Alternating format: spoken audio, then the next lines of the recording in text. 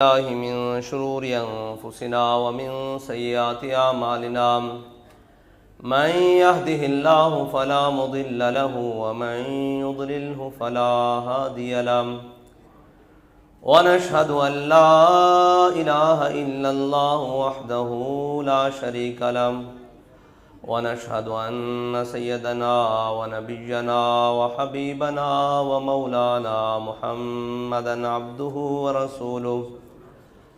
أما بعد فأعوذ بالله من الشيطان الرجيم بسم الله الرحمن الرحيم قال الله تبارك وتعالى في القرآن المجيد إن تنصروا الله ينصركم ويثبت أقدامكم صدق الله العظيم وصدق رسوله النبي الكريم الأمين إن الله وملائكته يصلون على النبي يا أيها الذين آمنوا صلوا عليه وسلموا تسليما الصلاة والسلام عليك يا سيدي يا رسول الله وعلى آلك وأصحابك يا سيدي يا حبيب الله الصلاة والسلام عليك يا سيدي يا رسول الله وعلى آلك وأصحابك يا سيدي يا خاتم النبيين بندہ پروردگارم امت احمد نبی دوست دار چار یارم تابع اولاد علی مذہب انفی دارم ملت حضرت خلیل خاک پائے غوث اعظم زیر سایہ ہر ولیم صدیق عکس حسن کمال محمد است فاروق ذل جاہ و جلال محمد است عثمان ضیاء شمع جمال محمد است حیدر بہار باغ خصال محمد است صلی اللہ تعالی علیہ وسلم۔ معزز ذی وقار خواتین اسلام السلام علیکم۔ میں حضور سید عالم صلی اللہ علیہ وسلم کی محبت کی چند باتیں آپ کے گوش گزار کرنے کے لیے حاضر ہوا ہوں۔ حضور سید عالم صلی اللہ علیہ وسلم ہمارے آخری نبی ہے اور حضور سید عالم صلی اللہ علیہ وسلم کے بعد کوئی نبی نہیں، اور میرے آقا و مولا صلی اللہ علیہ وسلم نے فرمایا اللہ کی راہ میں جتنا مجھے ستایا گیا کسی کو نہیں ستایا گیا، اور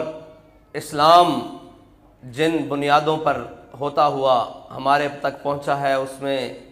بہت بڑا کردار خواتین اسلام کا ہے، ان ماؤں کا ہے جن ماؤں نے اپنے بچوں کی تربیت کر کے انہیں اسلام کے لیے دین کے لیے وقف کیا۔ وقت زمانہ تو ایسے ہی گزرتا جاتا ہے، وہ پیٹ کے لیے تیار کیے جائیں، وہ نوکریوں کے لیے تیار کیے جائیں۔ بابا جی فرماتے تھے کہ زندگی اس کے لیے نہیں ملی کہ تم زندگی کی خواہشات کو پورا کرتے کرتے زندگی گزار دو، زندگی تو اس لیے ملی ہے کہ تم نے حضور سید عالم صلی اللہ علیہ وسلم سے وفا کتنی کی ہے اور کس طرح وفا کرتے ہوئے تم حضور کی بارگاہ میں پیش ہو جاؤ گے۔ زندگی کا مقصد جو ہے وہ حضور سید عالم صلی اللہ علیہ وسلم سے وفا ہے اور ان کے دین کی خدمت ہے، اور حضور سید عالم صلی اللہ علیہ وسلم کے دین کی خدمت کے لیے جو سب سے اہم کردار ہے، جس خدمت کا براہ راست تو نہیں لیکن ہر واسطے سے تعلق ہے، وہ آپ خواتین کا اپنے گھروں میں اپنے بچوں کی تربیت کا ہے، کیونکہ اگر تربیت میں کمی رہ جائے تو وہ شخص کتنے بھی بڑے عہدے پر پہنچ جائے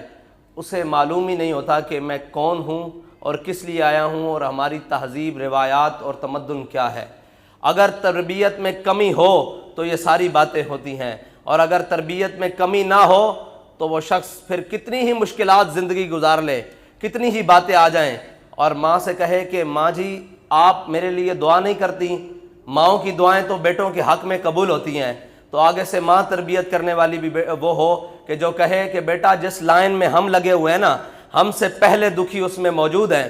حضرت امیر المجاہدین کی والدہ نے حضرت امیر المجاہدین کو فرمایا، حضور امیر المجاہدین نے اپنی والدہ سے کہا کہ ماں جی آپ میرے لیے دعا نہیں کرتی، ماؤں کی دعائیں تو بیٹوں کے حق میں قبول ہوتی ہیں۔ تو ماں نے یہ نہیں کہا کہ بیٹا دعائیں تو بڑی کی ہیں رب قبول نہیں کرتا، شکوہ نہیں کیا بلکہ شکر کے اس مقام پر فائز تھیں، کہا بیٹا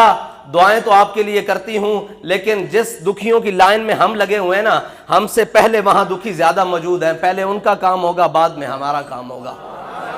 جب مائیں اس شکر کے مقام پر بیٹھی ہو نا، تو پھر بیٹے فیض آباد میں ہر ظالم کے سامنے کھڑے ہوتے ہیں، گولیوں کی بچھاڑ میں کھڑے ہوتے ہیں، اور جناب ہر ظالم کی آنکھ میں آنکھ ڈال کر حضور سید عالم صلی اللہ علیہ وسلم کی ختم نبوت کا پرچم بلند کرتے ہیں۔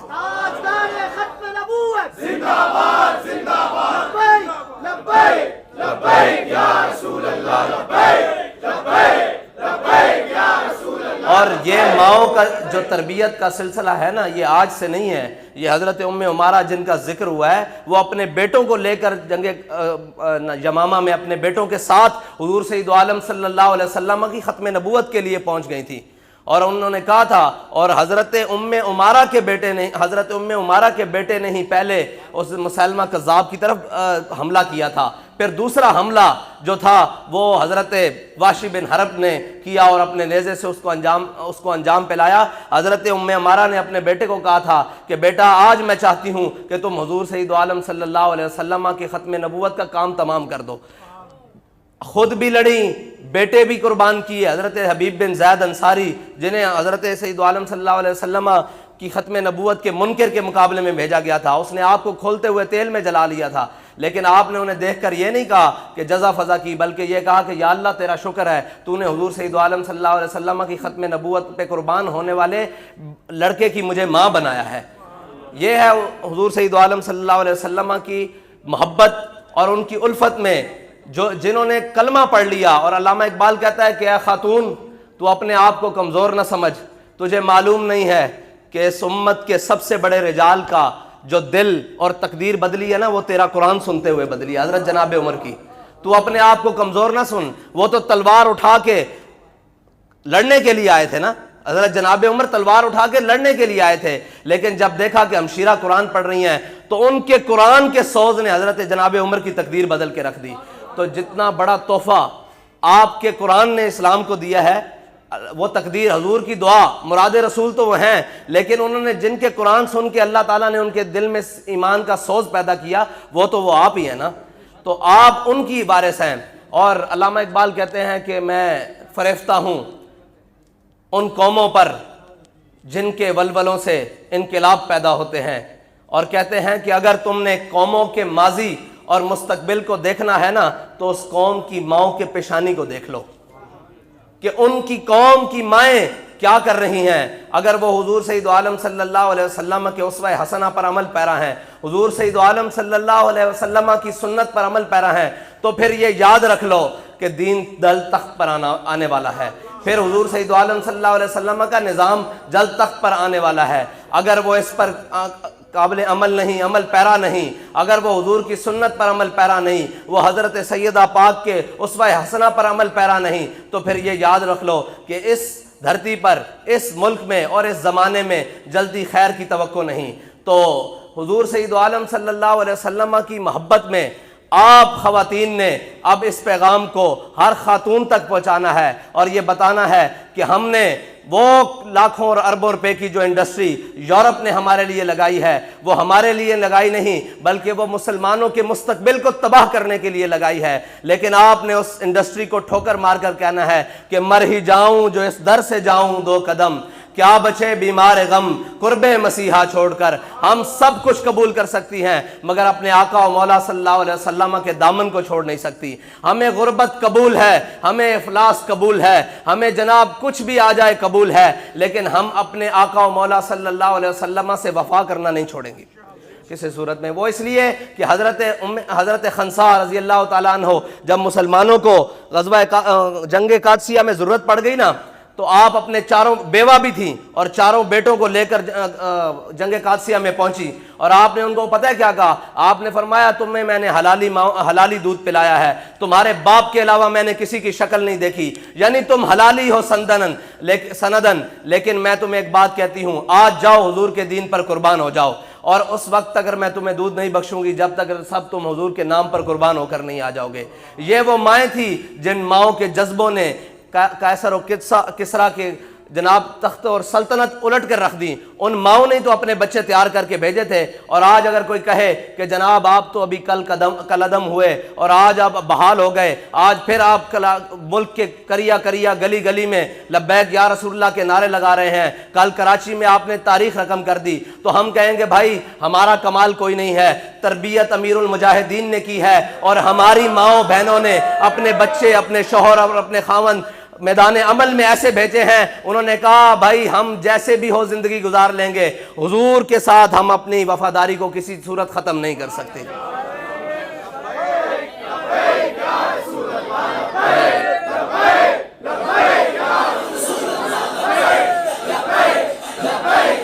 اور ہمیں مشورہ دینے والے بعض احباب کہتے ہیں کہ جی آپ کی خواتین والی سائیڈ نا بہت کمزور ہے۔ میں نے کہا آپ کو پتہ ہی نہیں، اصل ہماری وہی سائیڈ تو مضبوط ہے،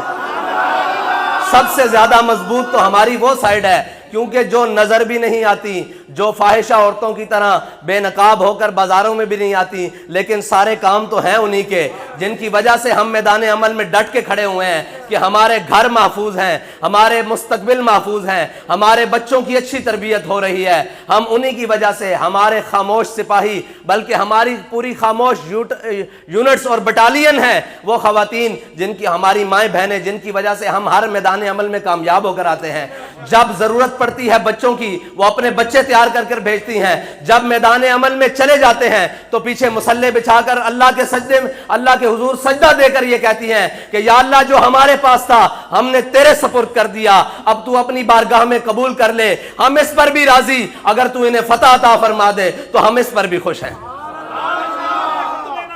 زندہ آباد، زندہ آباد،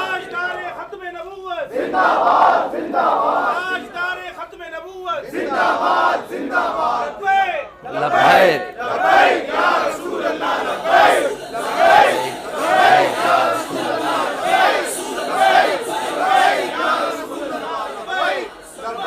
کیونکہ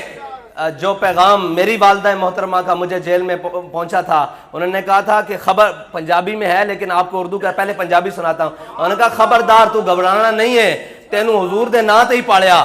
اس کا مطلب ہے کہ خبردار تم نے گھبرانا نہیں ہے، تمہیں اسی دن کے لیے پالا تھا، قربان ہو جاؤ اور حضور کے دین کے لیے ڈٹ کے کھڑے ہو جاؤ، کچھ بھی نہیں ہوگا، انشاءاللہ کامیابی مقدر ہے۔ اگر شہادت مل گئی تو جنت میں ملاقات ہوگی، اگر اللہ نے فتح دی تو دوبارہ مسجد رحمت اللہ عالمین میں تم سے ملاقات کریں گے۔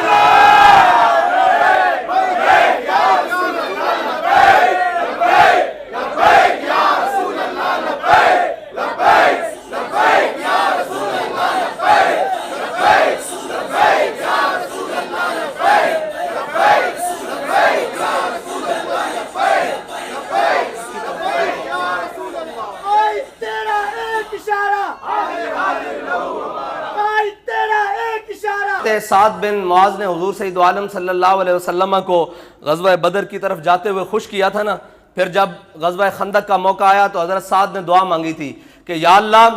اگر تیرے حبیب کے خلاف ان مشرکوں نے دوبارہ کٹھے ہو کر اسی طرح کر و فر سے آنا ہے نا تو مجھے زندہ رکھنا تاکہ میں ان کا انجام دیکھ لوں، اور اگر انہوں نے نہیں آنا تو پھر مجھے شہادت دے دینا۔ ہوا یہ کہ حضرت سعد بن معاذ کو رگ اکحل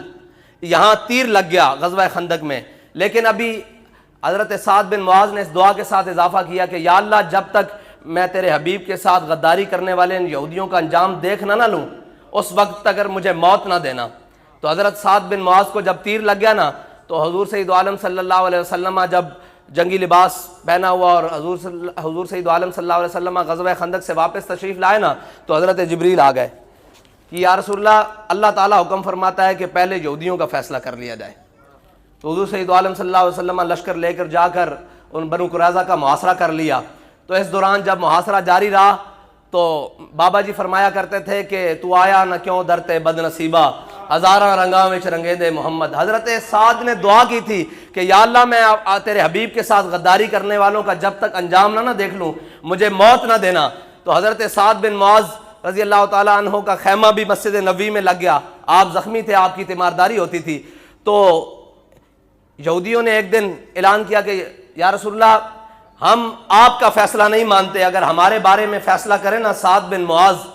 دل سے دعا کی تھی نا کہ یا اللہ ان کا انجام میں خود دیکھوں۔ تو انہوں نے کہا یا رسول اللہ اگر حضرت سعد بن معاذ اگر ہمارے بارے میں فیصلہ کریں تو ہم وہ فیصلہ قبول کریں گے۔ تو حضور سید عالم صلی اللہ علیہ وسلم نے سواری بھیجی، حضرت سعد کو وہاں سے سوار کر کے مسجد نبوی سے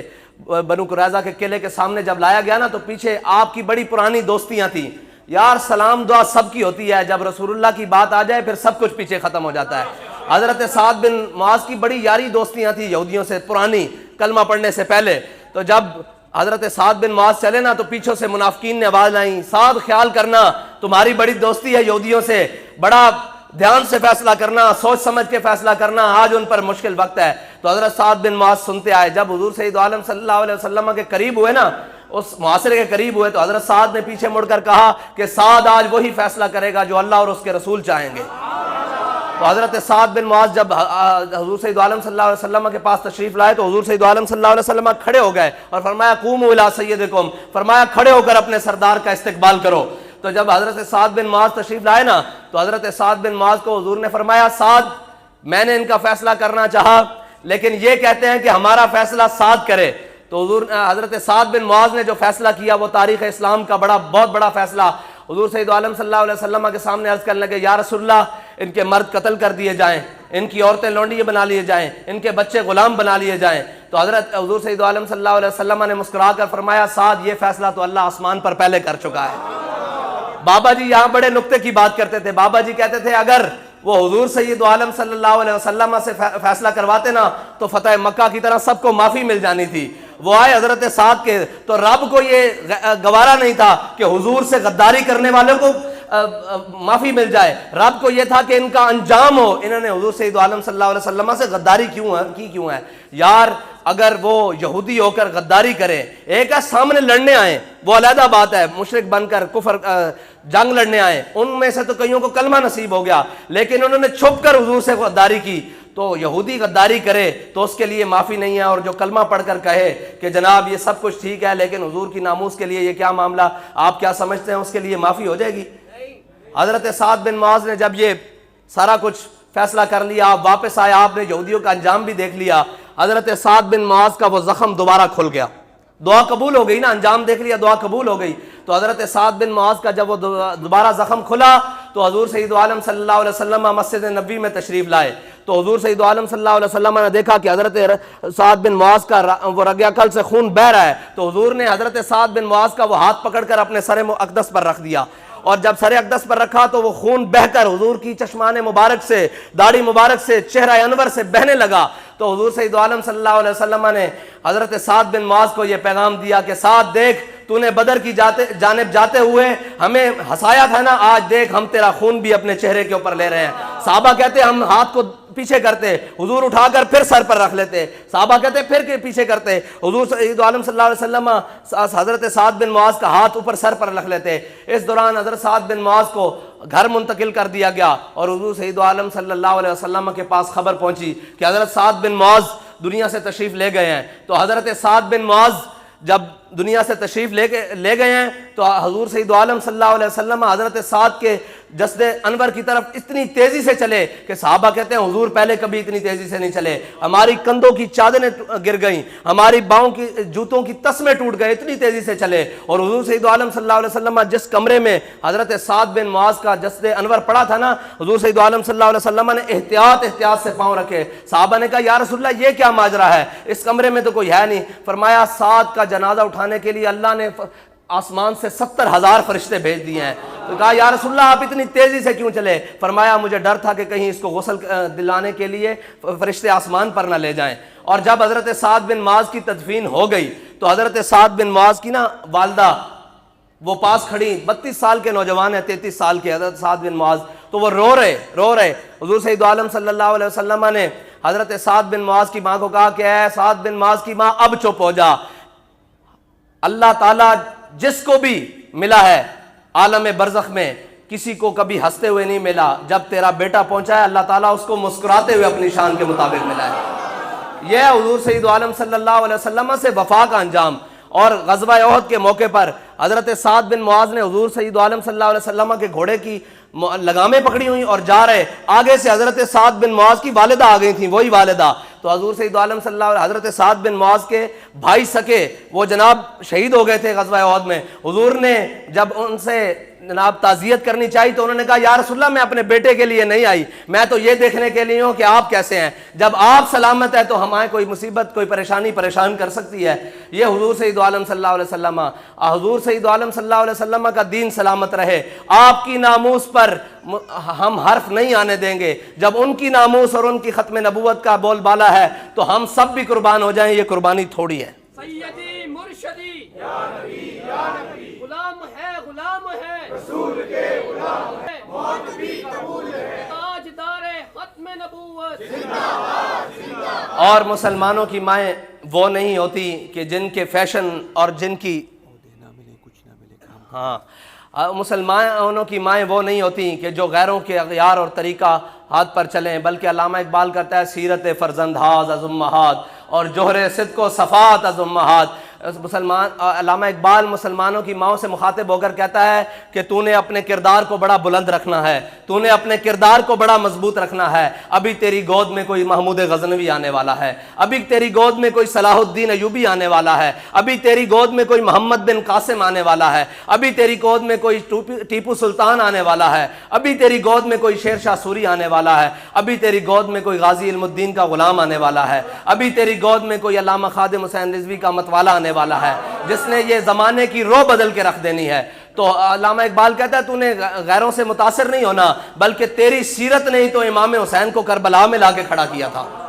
تیری سیرت نے اور تیری تربیت نے ہی تو امام حسین کو ظالم کے خلاف پنجہ استبداد کو توڑنے کے لیے کھڑا کیا تھا. تو اللہ تعالیٰ نے مسلمان ماؤں اور بہنوں کو اس لیے نہیں بنایا کہ وہ زینت اور بناؤ سنگار کر کے بازاروں میں پھریں, بلکہ ان کو اس لیے بنایا ہے کہ وہ پورے زمانے کے لیے معیار بنے کہ مسلمانوں کی مائیں اور بہنیں وہ ہوتی ہیں جن کا آنچل نہ دیکھا مہر و ماہ نے, جن کے آنچل کو سورج اور چاند نہیں دیکھ سکتے, ان کے گودوں میں پھر امام حسین پیدا ہوتے ہیں. تو ہمیں اپنے کردار کو, اپنے اخلاق کو, اپنے اطوار کو زمانے سے جدا رکھنا ہے, اس لیے کہ ہمارے دلوں میں حضور سید عالم صلی اللہ علیہ وسلم کی محبت موجود ہے. اور میں نے تو یہ پہلے بھی کہا تھا کہ اگرچہ یورپ نے بڑی کوشش کی, بڑا کام کیا, بڑی بے حیائی پھیلانے کی کوشش کی, ہماری ماؤں اور بہنوں کے سروں سے دوپٹہ سرکانے کی کوشش کی, اگرچہ اس میں تھوڑا بہت وہ کامیاب بھی ہوا ہوگا, لیکن میں ایک بات کہتا ہوں, سر سے دوپٹہ ضرور سرکا ہے, دل سے عشق رسول کا سودا گیا نہیں ہے. وہ کسی حالت میں بھی ہو وہ یہ ضرور کہتی ہیں کہ ہم اپنے آقا و مولا صلی اللہ علیہ وسلم کو اپنا آخری آسرا سمجھتی ہیں, جن سے ہم نے حوض کوثر پر جام پینے ہیں, جن سے ہم نے حشر کے دن شفاعت لینی ہے, اور جن کی صدا سے ہم نے پل صراط سے گزرنا ہے کہ رب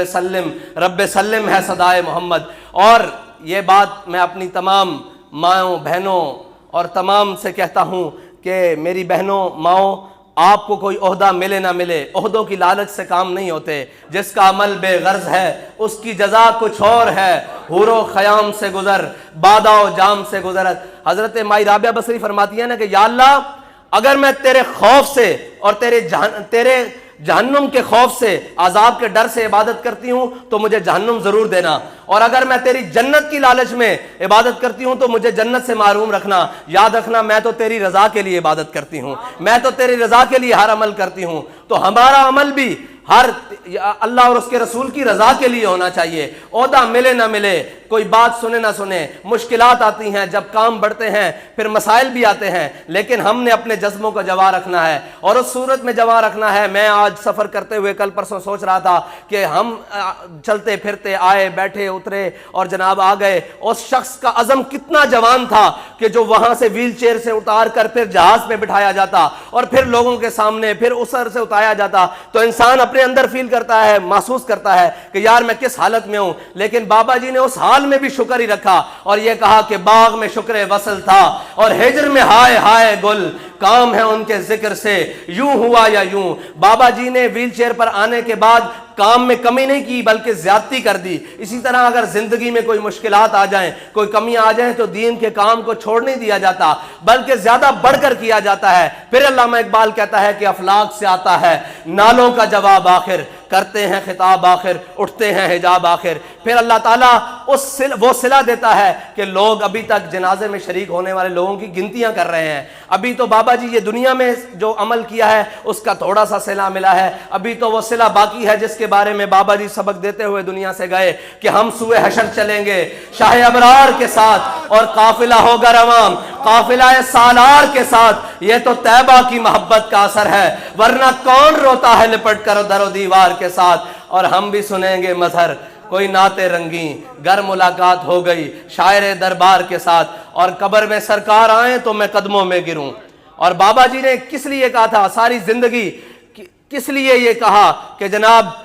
کس لیے یہ محنت کی؟ بابا جی اس کو اپنی زندگی کے سارے مقصد کو ایک شعر میں بیان کرتے تھے کہ روح جب میری پیراہن خاکی سے نکلے تو روزے سے آواز آئے او میرا فقیر آیا۔ استاد صاحب فرماتے تھے کہ جناب قیامت والے دن حضور اتنا فرما دینا یہ اپنا ہے تو بس کام بن جائے گا۔ میں نے کہا جناب کس طرح؟ فرمایا کرتے تھے وہ جلیا سرکاری مال کی چیکنگ نہیں ہوتی، جب ہم جو سرکار کے ہو گئے تو بات ساری ختم ہو گئی، بس اس کے لیے دنیا میں محنت کرنی ہے، اور یہ دنیا دارالعمل ہے، دارالجزا نہیں ہے۔ جو عمل کرے گا اس کا صلہ ملے گا۔ جو بابا جی عمل کر کے گئے ہیں، کیا پوری دنیا میں لبیک یا رسول اللہ کا نعرہ نہیں لگ رہا؟ کیا دودھ پیتے بچے، ہماری مائیں بتائیں گی، دودھ پیتے بچے اور جناب بالکل نومولود بچے، وہ بھی جناب کھڑے ہو کر جب ان کے سامنے ان کی زبان کام نہیں کرتی، لیکن جب ان کے سامنے حضور کا نام آتا ہے تو وہ بھی کہتے ہیں لبیک لبیک لبیک یا رسول اللہ، لبیک لبیک لبیک یا رسول اللہ، لبیک لبیک لبیک یا رسول اللہ، لبیک لبیک لبیک یا رسول اللہ۔ اگرچہ ان کی زبان بول نہیں سکتی، لیکن جس اخلاص سے نعرہ لگایا گیا ہے، جس اخلاص سے حضور سید عالم صلی اللہ علیہ وسلم کے دین کا کام کیا گیا ہے، اس اخلاص کی برکت سے ان کے ہاتھ اور جذبے بولنا شروع ہو گئے ہیں۔ اور انشاءاللہ نا امید نہ ہو ان سے اے رہبر فرزانہ۔ اقبال کہتا ہے نا امید نہ ہو، بے یقینی نہ حاصل کر، نا امید نہ ہو ان سے اے رہبر فرزانہ، کم کوش تو ہیں لیکن بے ذوق نہیں رہی۔ تھوڑی سی سستی ضرور آئی تھی امت مسلمہ میں، لیکن جتنی سستی آئی تھی اس سے ڈبل جذبہ علامہ خادم حسین رضوی بابا جی علیہ رحمہ ہمیں دے کر گئے ہیں، اور انشاءاللہ اسی جذبوں کو ہم نے جوان رکھتے ہوئے حضور کے دین کو تخت پر لانا ہے، اور ہر ظالم کے خلاف کھڑے ہونا ہے، اور ہر مظلوم کا ساتھ دینا ہے۔ اور انشاءاللہ ابھی تو صوبائی اسمبلیوں کے دروازے ٹھوکروں سے کھلے ہیں نا، ایک سندھ کا، انشاءاللہ ایک وقت آئے گا حضور سید عالم صلی اللہ علیہ وسلم کے غلاموں کی پوری جماعت ہوگی، اور جا کر اسی اسمبلی کو، جس اسمبلی کے بارے میں بابا جی کے کہہ کے گئے تھے کہ اس اسمبلی میں حضور سید عالم صلی اللہ علیہ وسلم کی ختم نبوت کے خلاف اور ان کی ختم نبوت کے قانون میں تحریف اور جناب حلف نامے میں تبدیلی کی کوشش کی گئی ہے، ہمارے حضور سید عالم صلی اللہ علیہ وسلم کے غلام اور ہماری بہنیں جا کر اس اسمبلی کے دروازے کو ٹھوکر لگا کے کھولیں گی، اور یہ کہیں گی یہ تھی وہ اسمبلی جس میں حضور کی ختم نبوت کے خلاف بات کی گئی تھی۔ آج ہم حضور کے غلام آ کر کہہ رہے ہیں کہ تاجدار ختم نبوت، تاجدار، اور یہ وہ اسمبلی تھی جس اسمبلی نے صرف ناموس رسالت کی قرارداد پاس کرنے کے لیے، جن کے بددیانتوں نے ناموس رسالت کی قرارداد پاس کروانے کے لیے امت مسلمہ کے بیٹوں کو شہید کیا اور ان کا خون روڈوں پر بہایا۔ لو آج ہم اسمبلی میں کھڑے ہو کر کہہ رہے ہیں کہ من سب نبی جن،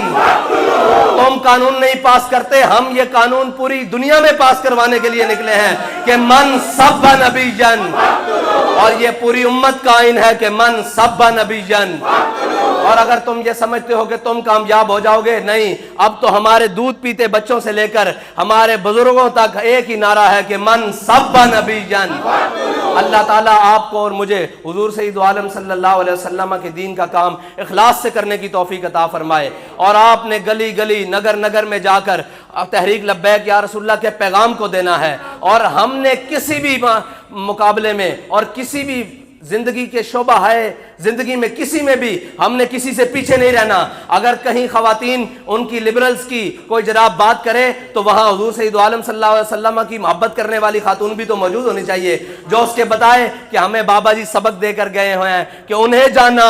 انہیں مانا، نہ بھٹوں کو جانا، نہ شیر کو جانا، نہ تیر کو جانا، نہ بلے کو جانا، نہ پتنگ کو جانا، بس انہیں جانا، انہیں مانا، انہیں جانا، انہیں مانا، انہیں جانا، انہیں مانا۔ جہاں بھی کوئی حضور سید عالم صلی اللہ علیہ وسلم کے دین کے خلاف بات کرنے والی ہو، وہ کوئی بھی شعبہ ہو، وہ کوئی بھی جگہ ہو، وہ کوئی بھی خواتین کی جگہ ہو، مردوں کی جگہ ہو، وہاں ہمارا پیغام ہونا چاہیے کہ نہیں ہونا چاہیے؟ بڑا مضبوط ہونا چاہیے۔ تو ہماری بہنوں نے اسی پیغام کو لے کر گلیوں میں جانا ہے، گھروں میں جانا ہے، کیونکہ خواتین کی بات کو خواتین آسانی سے سمجھتی ہیں۔ تو آپ جتنا وقت دیں گی، یہ میرے سے آپ لکھوا لیں کہ آپ کے تمام اعمال ایک طرف ہوں گے، حضور کے دین کی خدمت کا عمل ایک طرف ہوگا، کیونکہ میرے آقا و مولا صلی اللہ علیہ وسلم نے فرمایا یہ دین چمکتا ہوا دین ہے، اس کا دن بھی دن ہے اور رات بھی دن ہے۔ یاد رکھنا جو شخص اس کے ساتھ جڑ جائے اس کا دن بھی دن ہے اور رات بھی دن ہے۔ وآخر دعوانا الحمدللہ رب العالمین۔